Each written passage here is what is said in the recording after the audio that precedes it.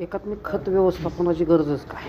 तर त्याचं कारण असं आहे की दिलेल्या नत्रापैकी युरिया जर दिला तर 30 ते 40% नत्र उपलब्ध होतं, बाकीचा वाया जातो.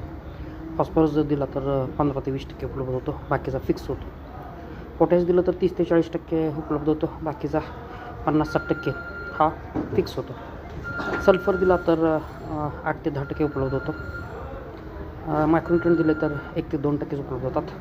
मग दिलेल्या रासायनिक खतापैकी जर एवढं कमी प्रमाण असेल अन्नघटकद्रव्य उपलब्धतेचं, तर त्याला उपाय म्हणून काय करावं लागतं? रासायनिक खताच्या वर सेंद्रिय खताचं कोटिंग करायचं, ऑर्गॅनिक कोटिंग. यासाठी सेंद्रिय खत आणि रासायनिक खत एकत्र करायचं आणि मातीआड करून रान फुलल्यानंतर पाणी द्यायचं आणि त्यानंतर 10 दिवसांनी सॉईल हेल्थ NPK बॅक्टेरिया, गंध बॅक्टेरिया, सिलिकॉन बॅक्टेरिया, झिंक पेरच्या बॅक्टेरिया ड्रेंचिंगला द्यायच्या.